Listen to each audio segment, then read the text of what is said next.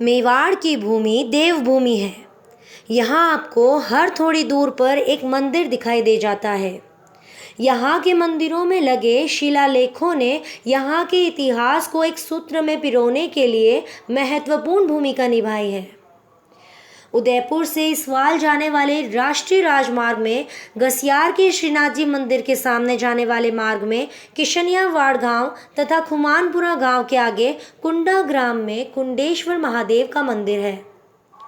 संपूर्ण मंदिर एक विशाल बरगद के वृक्ष की शाखाओं से आच्छादित है। इतने विशाल बरगद को आज के युग में देखना भी एक सुखद अनुभूति है। बारिश के दिनों में ये स्थान यहाँ के बहने वाले झरने के कारण उदयपुर वासियों के लिए प्रमुख पिकनिक स्पॉट बन जाता है। आज भारत न्यूज़ नेटवर्क BNN की टीम आप सभी को घर बैठे कुंडेश्वर महादेव के दर्शन करवाने के लिए पहुंची है। तो आइए एक नज़र डालते हैं आज के इस वीडियो पर। कुंडेश्वर महादेव मंदिर में 3 प्रवेश द्वार युक्त मंडप है तथा गर्भगृह में विशालकाय शिवलिंग प्रतिष्ठित है। वर्तमान में जीर्णोद्धार के कारण मंदिर का मूल स्वरूप बदल चुका है। मंदिर के सामने ही बरगद के नीचे नंदी विराजित है तथा उसके पीछे गणेश जी की प्रतिमा रखी हुई है। पेड़ की दूसरी तरफ प्राचीन भग्न शिवलिंग रखा हुआ है। मुख्य मंदिर के पास ही एक जल कुंड रहा होगा जिसे पाट कर यज्ञ वेदी का स्वरूप दे दिया गया लगता है। समीप ही एक छोटा शिवलिंग मंदिर तथा 2 चबूतरे पर बने शिवलिंग हैं। मंदिर के पास ही एक नदी है जिसे स्थानीय निवासी गंगा नदी का स्वरूप मानते हैं तथा बड़े चाव से मां गंगा का उस गांव में प्रकट होने से संबंधित लोक कथा सुनाते हैं। विशाल बरगद से आच्छादित इस अद्भुत मंदिर का तथा इसके चारों तरफ पसरे नैसर्गिक सौंदर्य को तथा अलौकिक शांति तथा पास में बहने वाली गंगा नदी आपको मंत्रमुग्ध कर देती है और ऐसा लगता है 1300 वर्ष से अनेकों साधु संतों के निरंतर पूजा पाठ के कारण यह स्थान सिद्ध हो चुका है। भगवान वाकई में यहाँ निवास करते हैं। यहाँ पूजन करने के लिए आया हुआ हूँ और यह मंदिर 6000 वर्षों पुराना बना हुआ है। ऐसा इतिहास है यहाँ का कि मीराबाई जो रैदास जी की शिष्या थी उन्होंने यहाँ भक्ति की और रैदास जी ने यहाँ तपस्या की।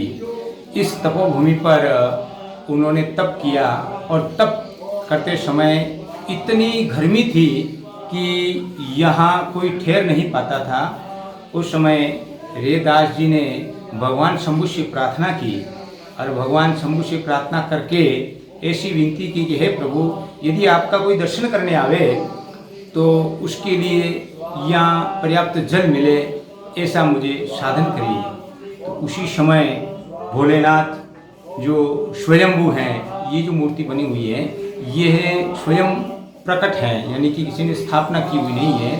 यहीं का उद्भव पत्थर स्वरूप है। इसी से यहाँ से आवाज़ हुई कि निकट ही पश्चिम भाग में यहाँ तू जा करके देख, उस जगह पानी आपको बहता हुआ मिलेगा। तो रैदास जी जो अपनी भटोरी थी उस भटोरी को लेकर के उधर पास में गए तो उन्होंने देखा उस भटोरी के अंदर जल की धार बह रही है। जल की धार बहते हुई पानी इस धरती पर चलने लगा। उसी समय से रैदास जी ने कहा कि यह तपोभूमि गंगा जी का स्थान है और उसी समय जैसे बेनेश्वर जी हैं, अपने उदयपुर में घंगू घाट हैं और मातृकुंडिया हैं, उसी तरह यह चौथा स्थान गंगा जी का पाया कहलाने लगा। यहाँ आसपास के 12 गांव के लोग यहाँ अस्थि विसर्जन करने के लिए आते हैं। कई वर्षों से यहाँ अस्थि विसर्जन इस गंगा में होता है और माना जाता है कि हरिद्वार में जाकर के अगर किसी अस्थि को विसर्जन किया जाए और उसका जो पुण्य मिलता है वही पुण्य इस स्थान पर आकर के यदि कोई प्राणी अपने पूर्वज पितरों की अस्थियों का विसर्जन करता है तो उसको वही फल मिलता है, यानी कि उनके पूर्वजों का मोक्ष होता है। यह मोक्ष धाम भी कहा जाता है, इसे गंगा का चतुर्पया भी कहा जाता है। और यहाँ इस मंदिर के आसपास पहले गांव बसा हुआ था, उस गांव का नाम कुंडा था। कुंडा यानी कि चारों तरफ से पहाड़ियों से, इस अरावली पर्वत श्रेणियों से घिरा हुआ जो ये क्षेत्र है, यह एक कुंड के नुमा है, कुंडानुसार है। और जहाँ पानी इकट्ठा हुआ था हृदय जी के कहने से, वह भी एक कुंड में ही हुआ, इसलिए इसका नाम कुंडा पड़ा। और कुंडा गांव के आधार पर ही उस समय जो यह शिव जी प्रकट हुए वह कुंडेश्वर महादेव के नाम से प्रकट हुए। यहाँ की आसपास की जो भूमि है वह कुंडा ग्रामवासियों ने इस मंदिर के लिए दी थी। और यहाँ जो महात्मा है यह इनका आजीवन हो गया है, वह यहाँ इन प्रभु की पूजन करते हैं और इन गांव से दिए हुए आसपास की भूमि जो खेती हैं उससे जो उपज होती है उसी उपज से इनका जीवन निर्वाह करते हैं। यहाँ कई दार्शनिक और दर्शनार्थी लोग यहाँ आते हैं, यहाँ पूजन करते हैं। श्रावण मास में प्रतिदिन यहाँ पूजन, नाग की पूजन होती है, जिससे किसी प्राणी के शरीर में यानी कि कुंडली में, जन्म कुंडली में, मास कुंडली में, दिवस कुंडली में किसी प्रकार का क्रूर ग्रह का यदि कोई दोष होता है तो उस दोष का निवारण यहाँ होता है। यहाँ कई प्रत्यक्ष उदाहरण हैं, कई प्रत्यक्ष प्रमाण हैं, जिससे वह प्राणी जो यहाँ आकर के श्री महादेव, कुंडेश्वर महादेव की जो पूजन करता है, श्रद्धा से जो पूजन करता है, उसकी मनोकामना यहाँ पूर्ण होती है। जन्म कुंडली में प्रथम स्थान में, चतुर्थ स्थान में, सप्तम स्थान में, अष्टम स्थान में या द्वादश स्थान में किसी प्रकार का कोई क्रूर ग्रह है और वह यहाँ आकर के अपनी मनसा व्यक्त करता है या शिव की उस स्वरूप अगर पूजन करता है तो उसकी मनोकामना यहाँ पूर्ण होती है और इसके प्रसाद से वह गृहस्थी जीवन अच्छी तरह से यापन कर सकता है। इस क्षेत्र के आसपास में बड़ा गांव एक रामा है और यहाँ के श्रीमान पुजारी जी हैं, वो रामा के विराजने वाले हैं।